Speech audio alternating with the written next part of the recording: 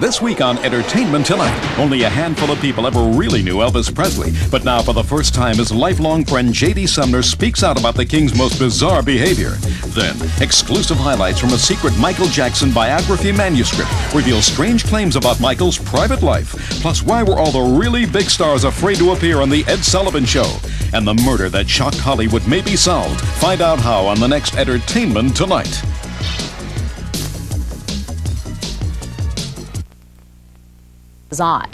Unsolved homicide cases are never closed, and Hollywood's most sensational murder case continues to baffle detectives after more than 40 years now. Lisa Gibbons has today's inside story for us. Lisa. Thank you, John.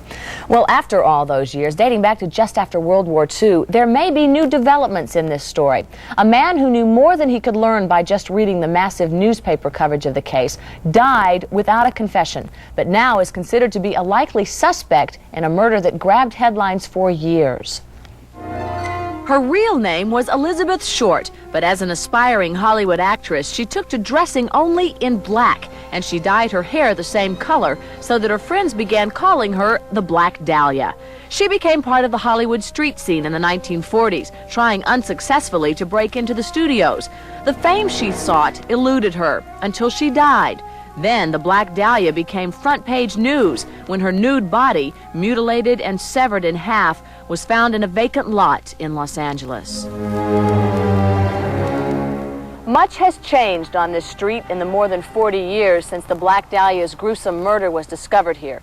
What has not changed is the public's continuing fascination with the unsolved mystery surrounding her killing. John Gilmore and Mary Humphrey are writing a book on the Black Dahlia's death. Gilmore's father was an investigating officer on the case, and Humphrey knew Elizabeth Short as a child. They claim that a man named Arnold Smith all but confessed to the murder. Gilmore says Smith confided only in him. Had he wanted to simply confess, he could have gone to the police and stood in line.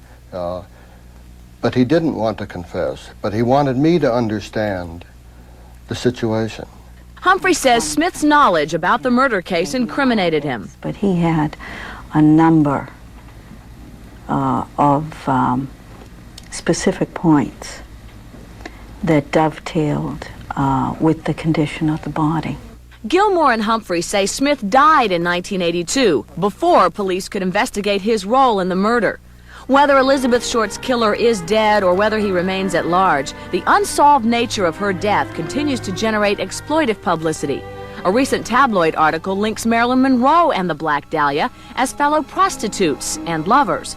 Former Los Angeles Examiner reporter Will Fowler, who says he was the first reporter at the death scene, understands the continuing interest in the case. There's a magnificent fascination of an unsolved murder. That so-and-so is still out there. The Black Dahlia's murder case is still open, according to a senior Los Angeles police detective. As long as we don't make an arrest, it'll remain open. And so the Black Dahlia's legend lives on. An NBC television movie told her story with Lucy Arnaz in the title role. They call me the Black Dahlia. A novel by James Elroy fictionalized her case. An episode of the TV series Hunter was devoted to the Black Dahlia, and the feature film True Confessions, starring Robert De Niro and Robert Duvall, used the circumstances of Elizabeth Short's murder.